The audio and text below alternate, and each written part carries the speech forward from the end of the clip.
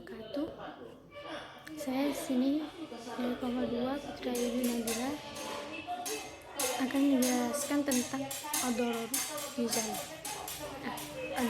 Odoror yuzalu ini yang berarti segala yang membahayakan itu harus dihilangkan. Nah, bila ditinjau dari aspek bahasa kata, dororo dan diroro mempunyai makna yang sama, namun objeknya yang berbeda. Arti dororo adalah perbuatan yang dilakukan seorang diri dan berbahaya hanya pada diri sendiri. Jadi, yang dilakukan kita sendiri tapi juga berbahaya untuk kita. Nah, sementara diroro ini adalah perbuatan yang bersifat interrelasi, yakni dilakukan lebih dari dua dan berbahaya pada diri sendiri. Jadi dilakukan secara dengan temanmu tapi juga berbahaya untuk kita sendiri gitu. Jadi seperti maksiat seperti itu. Nah, diroro berarti perbuatan kerusakan kepada orang lain secara mutlak, mendatangkan kerusakan terhadap orang lain dengan cara yang tidak diizinkan oleh agama. Sedangkan tindakan perusak terhadap orang lain yang diizinkan oleh agama seperti kisos, diat, haid dan lain-lain tidak dikategorikan perbuatan kerusakan, tetapi untuk mewujudkan kemaslahatan. Nah, doror secara terminologi ini banyak sekali ulama yang mencoba memberi definisi diantaranya bin bayah. Nah, bin bayah ini menyimpulkan bahwa makna darurat dalam terminologi fiqh muasa adalah al-hajah, kebutuhan diri kita sendiri. Hal ini logis karena suatu kondisi bisa dinyatakan darurat apabila kondisi itu dibutuhkan, tetapi ada kendala yang tidak memungkinkan untuk diaplikasinya. Nah, jadi itu. Nah, untuk menurut Fakhruddin Al-Razi, daror adalah sebuah perasaan sakit tidak nyaman yang terbesit dalam hati. Dikatakan perasaan sakit karena apabila perbuatan tersebut menimpa kita maka hati akan sakit. Dikatakan tidak enak karena fisik kita tidak karena baik fisik maupun jiwa akan merasakan tidak nyaman saat ditimpa bahaya tersebut. Jadi hal ini juga itu akan membahayakan, akan mendatangkan kondisi bahaya atau kesulitan yang amat berat pada diri manusia, yang membuat ia khawatir akan terjadi kerusakan atau sesuatu yang menyakiti jiwa, anggota tubuh, kehormatan, akal, harta yang bertalian dengannya. Jadi seperti itu, kita boleh atau harus mengerjakan yang diharamkan. Jadi jika itu membahayakan diri kita untuk merusak kejiwaan anggota tubuh, kita boleh melakukan yang haram, meninggalkan yang wajib gitu. Atau menunda waktu pelaksanaan guna menghindari kemudaratan yang diperkirakan dapat menimpa dirinya selama tidak keluar dari syarat-syarat yang ditentukan oleh syara. Nah, jadi kesimpulan dari definisi itu tersebut adalah darurat adalah kondisi atau keadaan bahaya yang mencakup segala jenis bahaya yang mengancam manusia, baik yang berkaitan dengan jiwa, agama, akal, harta, kehormatan, kesehatan, dan yang berhubungan dengannya. Jadi untuk itu tentang ad-doror yuzal. Cukup sekian dari saya. Assalamualaikum warahmatullahi wabarakatuh. Saat ditimpa bahaya tersebut, jadi hal ini juga itu akan membahayakan, akan mendatangkan kondisi bahaya atau kesulitan yang amat berat pada diri manusia, yang membuat ia khawatir akan terjadi kerusakan atau sesuatu yang menyakiti jiwa, anggota tubuh, kehormatan, akal, harta yang bertalian dengannya. Jadi seperti itu, kita boleh atau harus mengerjakan yang diharamkan. Jadi jika itu membahayakan diri kita untuk merusak kejiwaan anggota tubuh, kita boleh melakukan yang haram, meninggalkan yang wajib gitu. Atau menunda waktu pelaksanaan guna menghindari kemudaratan yang diperkirakan dapat menimpa dirinya selama tidak keluar dari syarat-syarat yang ditentukan oleh syara. Nah, jadi kesimpulan dari definisi itu tersebut adalah darurat adalah kondisi atau keadaan bahaya yang mencakup segala jenis bahaya yang mengancam manusia, baik yang berkaitan dengan jiwa, agama, akal, harta, kehormatan, kesehatan, dan yang berhubungan dengannya. Jadi untuk itu tentang cukup itu tentang ad-darar yuzal. Cukup sekian dari saya. Assalamualaikum warahmatullahi wabarakatuh.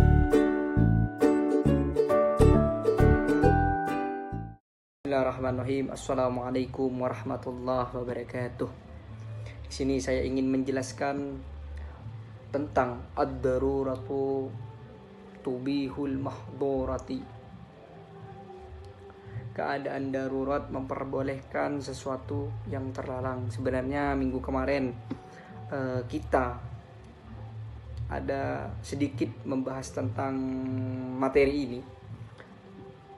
Kaidah fikih ini berikut sangat bermanfaat bagi kaum muslimin, lebih-lebih lagi bagi ahli fatwa dan pakar fikih, sehingga bisa membantunya menyelesaikan beberapa masalahnya. Jika suatu yang haram dipaksa atau terpaksa dikonsumsi karena keadaan darurat, tidak ada jalan lain selain mengkonsumsi yang haram demi mempertahankan hidup, maka saat itu dibolehkan. Kaidah ini dibawakan oleh Syekh Abdurrahman bin Nasir As-Sa'di dalam kitabnya Qawaid Muhimmah wa Fawaid Jammah. Berikut kami artikan: jika seseorang dalam keadaan darurat untuk melakukan sesuatu yang haram, seperti karena khawatir pada keselamatan dirinya, jika ia tidak melakukannya, maka ia akan tertimpa bahaya atau datang kerusakan. Maka dibolehkan ketika itu untuk melakukannya. Maksudnya apa? Nah, ketika kita memang sudah tidak ada makanan, jangankan di hutan, ketika memang kita sudah tidak mempunyai makanan apapun yang hendak kita makan, kita kelaparan, dan kita tidak punya seseorang pun untuk yang bisa membantu kita bisa mengkonsumsi apa yang haram tersebut hanya dalam sekedarnya saja, untuk hari itu saja. Ketika sudah ada bantuan di lain hari, maka dianjurkan untuk tidak mengkonsumsi yang haram kembali. Makanya agama Islam itu tidak pernah merepotkan tentang masalah yang darurat. Keadaan yang darurat masih bisa dimakfu atau dimaafkan. Banyak permasalahan yang termasuk dalam kaidah ini seperti makan bangkai, minum air yang najis dan semacamnya ketika darurat. Minum air yang najis dalam keadaan darurat itu diperbolehkan ketika darurat. Maka itu dibolehkan, seperti pula melakukan sesuatu dalam sholat dengan gerakan yang banyak. Contoh, ketika kita merapikan shaf itu ada yang bolong ternyata. Nah, kita boleh maju pada saat itu dengan gerakan-gerakan yang telah dicontohkan. Pasti kalian sudah tahu tentang hal ini. Dan membunuh kalajengking yang lewat di depan kita karena ada takut kena kita ataupun takut kena bahaya, kita dianjurkan untuk membunuhnya. Dalam keadaan darurat ini seperti itu pun tidak membatalkan sholatnya, tidak pernah membatalkan sholatnya. Paham? Ketika kalian sholat ada kalajengking di depan kalian, lalu kalian membunuhnya, maka tidak ada sholat kalian tetap sah karena dalam keadaan darurat, tapi dengan gerakan-gerakan yang dianjurkan, bukan gerakan-gerakan seenaknya dewi. Guru kami Prof. Dr.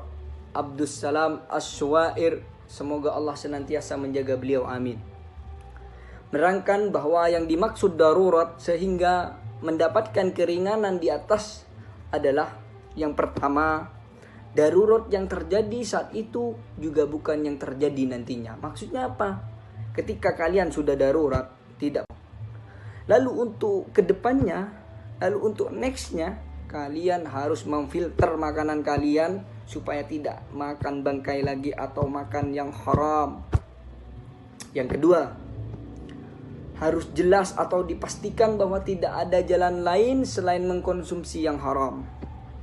Kalian harus pastikan dulu ketika kalian di hutan ataupun dimanapun, ketika darurat, kalian pastikan dulu di sekitar kalian ada enggak yang lebih layak kalian makan, ada enggak yang lebih layak kalian minum.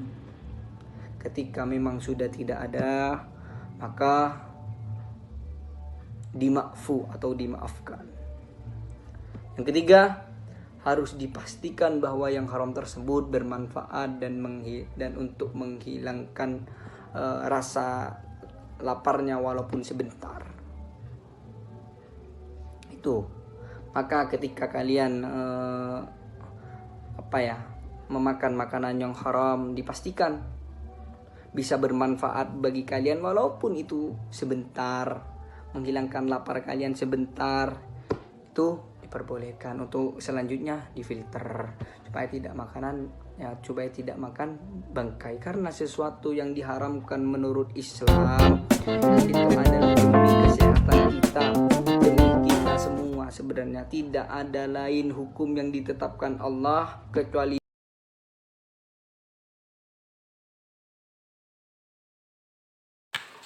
Baik, saya Delpi Aprilinda. Di sini saya akan menjelaskan sedikit tentang ad-daruratu tuqaddaru biqaddariha, yang artinya darurat dihitung sesuai kadarnya.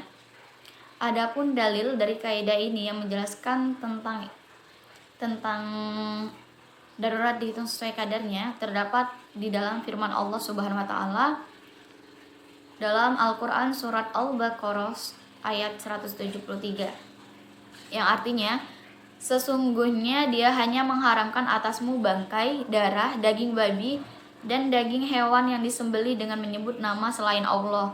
Tetapi barang siapa terpaksa memakannya, bukan karena menginginkannya dan tidak pula melampaui batas, maka tidak ada dosa baginya. Sungguh Allah Maha Pengampun, Maha Penyayang. Maksud dari ayat ini bahwa ayat ini mengisyaratkan tidak bolehnya berlebihan ketika menerjang yang haram saat darurat. Siapa yang melampaui batas yang dibutuhkan untuk menghilangkan darurat, maka ia berdosa. Inilah pemahaman ayat dan dalil dari kaidah di atas. Adapun contoh kaidah yang pertama yaitu tidak ada makanan selain bangkai, maka seseorang boleh mengkonsumsi makanan haram tersebut. Jika sudah mencukupi dan hilanglah doror, maka tidak boleh ia menikmati bangkai tersebut lagi. Jika ia menambah dari yang dibutuhkan, maka ia termasuk orang yang berdosa. Adapun contoh yang kedua yaitu jika seseorang dalam keadaan darurat mesti membeli sejenis makanan, pakaian, atau senjata, sedangkan si penjual enggan untuk menjualnya, maka dalam keadaan darurat boleh membeli dengan paksa barang tersebut sesuai harganya dan tanpa ridhonya. Bahkan wajib bagi penguasa memaksa para penjual untuk menjual atau penguasa yang menjualkannya dengan paksa pada yang butuh. Ia semua dilakukan ketika dalam keadaan darurat, namun sekedarnya selama darurat itu ada.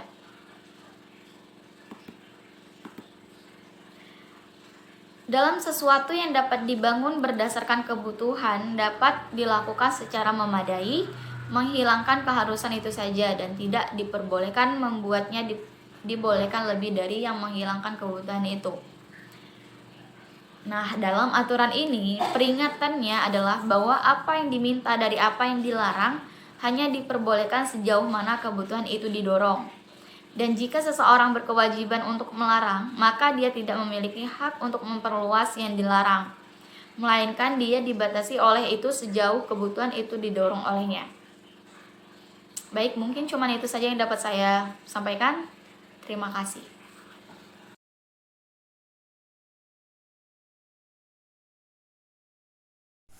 Assalamualaikum warahmatullahi wabarakatuh. Nama saya Muhammad Fikri Albi, NIM 082. Jadi di sini saya akan menjelaskan atau membahas tentang kaidah cabang, yaitu al-dororu la yuzalu bil doror, yang artinya bahaya tidak dapat dihilangkan dengan bahaya yang lain. Substansi dari kaidah ini mengindikasikan bahwa bahaya tidak dapat dihilangkan dengan bahaya yang lain yang setara atau bahaya yang lebih besar. Jika tidak memungkinkan, maka upayakan agar kadar bahayanya menjadi seringan mungkin. Lalu menurut Abdullah bin Said Muhammad Al-Lahji, maksud dari kaidah ini adalah seseorang tidak boleh menghilangkan bahaya pada dirinya dengan menimbulkan bahaya pada diri orang lain.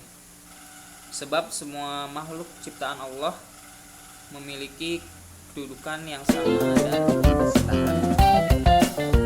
Pada kaidah pokok disebutkan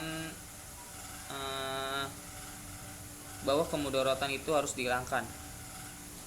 Kaidah ini sesungguhnya dapat dikategorikan membatasi kaidah pokok tersebut,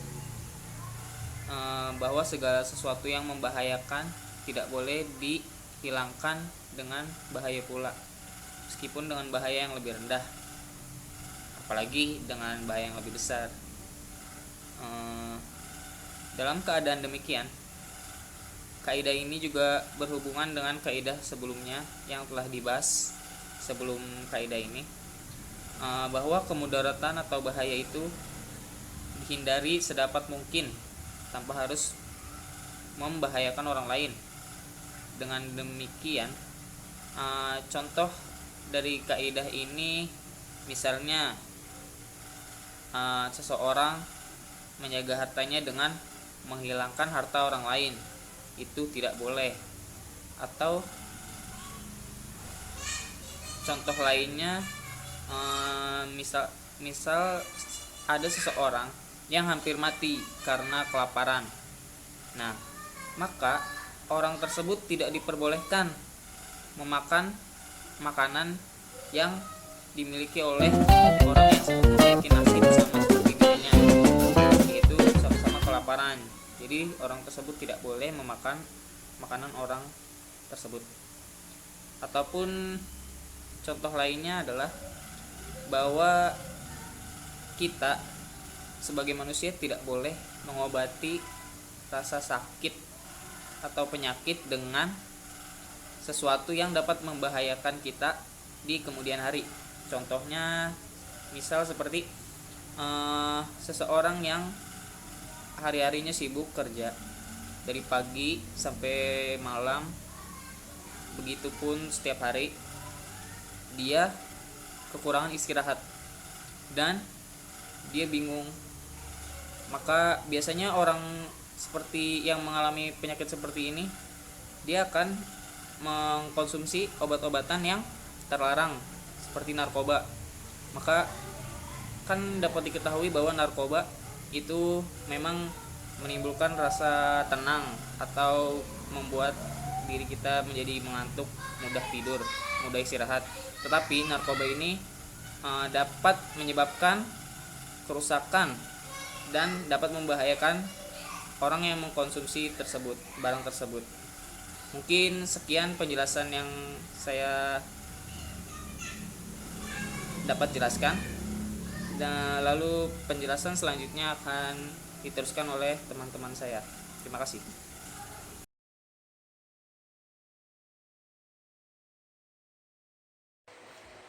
Di sini saya akan menjelaskan tentang Doroul Mufasidil muqaddimu ala jalbil usalih, atau yang artinya mencegah bahaya lebih diutamakan daripada menarik datangnya kebaikan. Bila berkumpul maslahah dan mafsadat, maka yang lebih utama adalah menolak mafsadat. Maka dari itu, hal-hal yang dilarang dan membahayakan lebih utama untuk ditangkal daripada berusaha meraih kebaikan dengan mengerjakan perintah agama, tapi di sisi lain membiarkan terjadinya kerusakan. Menurut As-Suyuti, terkadang maslahah harus dijaga ketika bercampur dengan mafsadat. Contoh dari kaidah ini seperti boleh meninggalkan sholat Jumat apabila sakit, terus hujan besar dan sebagainya, bila tidak memungkinkan untuk sholat Jumat. Sekian.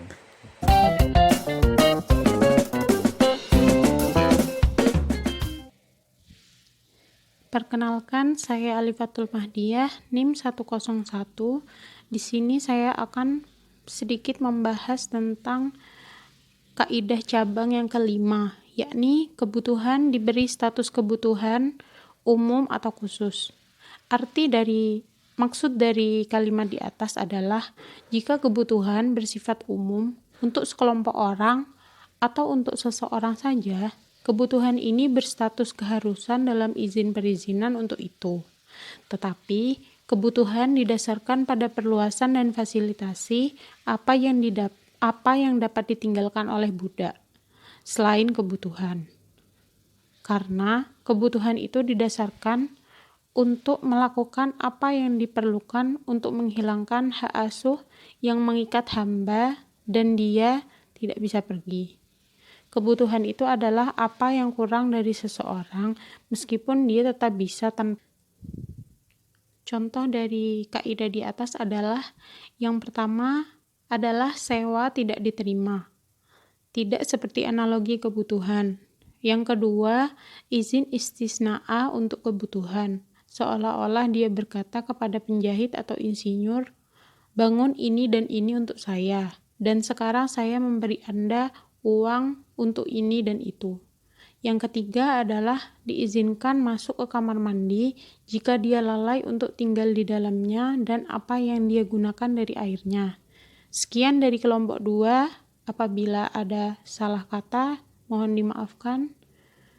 Wassalamualaikum warahmatullahi wabarakatuh.